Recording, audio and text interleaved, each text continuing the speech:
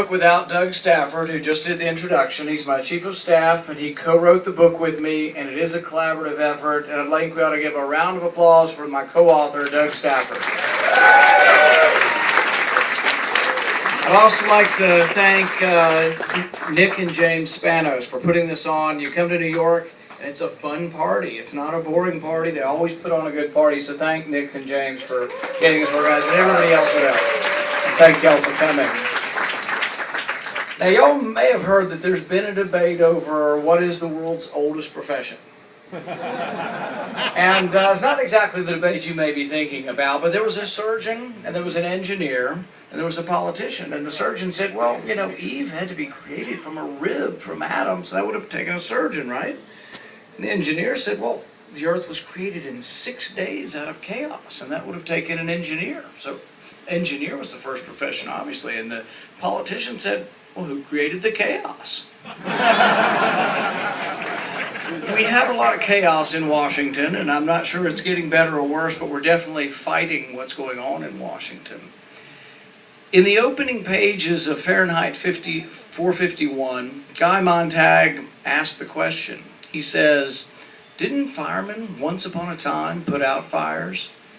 And he's rebuked and he's ridiculed, and the other firemen said, no, firemen have always started fires. Now, this wasn't Montag's first fire. He'd burned many books before.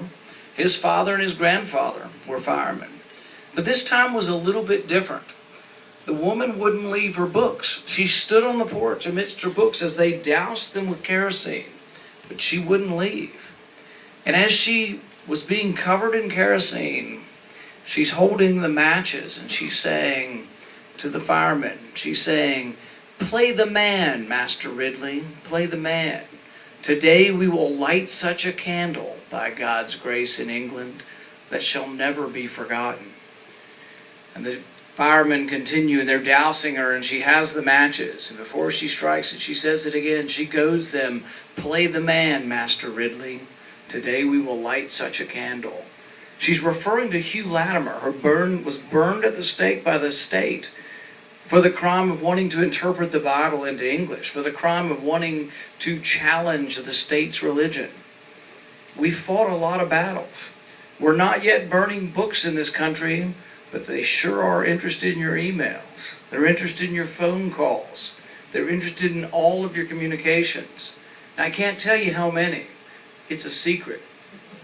I had a classified briefing, and I'll give you a roundabout number, because then I won't be breaking the secret code. It's about a gazillion every day. It's thousands upon thousands. It's a number so large that you can't even imagine that are being looked at every day. And many of them are your phone calls. These are not foreigners. These are not non-citizens. These are Americans and people living in this country who, in all likelihood, have no connection to anything of anyone who wants to harm this country. But your phone calls are being monitored. Your emails are being monitored. I remember when I read 1984 for the first time in high school, I remember being sort of profoundly sad as I read the book, and I wasn't sure exactly why. I think maybe it was just because I was a teenager. But then I reread it again, and it is pretty amazing. It's just really, when you think about Winston, and you think about Winston denouncing Julia, and you think, what does it take to renounce someone you love? What does it take to say, no, do it to Julia? What does it take? Does it take torture? Does it take rats up against your face? Does it take your worst nightmare that they do to you before you give up your rights as free men and women? And then I think to the Senate floor 6 months ago, where we gave up the right to trial by jury, not under duress, not under torture, not under any kind of extreme unction or circumstance, but we freely gave up the right to trial by jury. And not for everyone, but for at least a select few. Many of them would be people accused of a crime in our country, and people say, oh no, we must be afraid, we have to be afraid. In order to be afraid, we should give up our freedom. And the thing is that in doing so, we do it at our own peril. The right to trial by jury was fought for not only by our ancestors, by those in England, by so many people fighting against despots and monarchs around the world. They fought to have things like right to trial by jury. And the thing is, they say, oh, well, we're just going to get terrorists. Only terrorists won't get a trial by jury. The problem is when the line becomes blurred between what is a terrorist and what is someone who speaks out against government oppression and government tyranny. They have certain qualities that might put you in the category of who might be a terrorist. The Department of Justice lists these.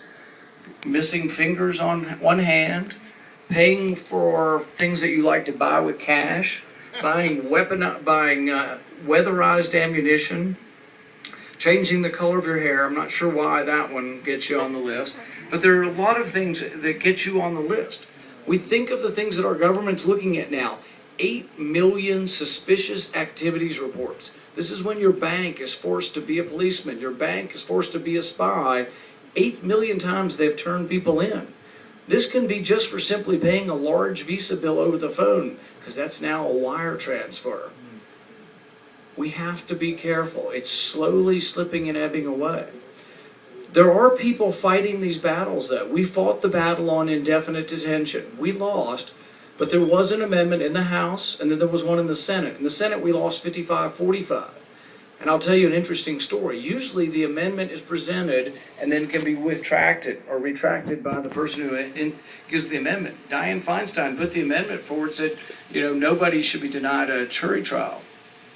She wanted to pull it back at the last minute. We wouldn't let her. So Mike Lee and I are sitting in the cloakroom, and we're being hounded by both sides, the leadership on the Republican side and the leadership on the Democrat side.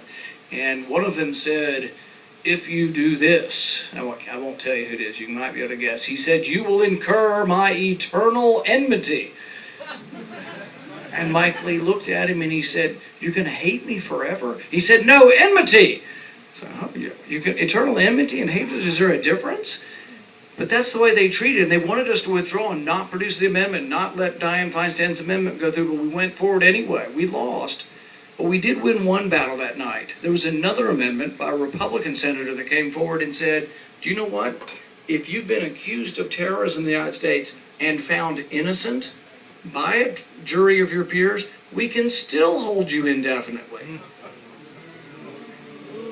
And I went up to the leaders on the bill. Carl Levin was a Democrat and McCain was a Republican. I said, how could that be in America? You could be found innocent by a jury of your peers and still be put in Guantanamo Bay, taken from America to Guantanamo Bay for the rest of your life after being found innocent?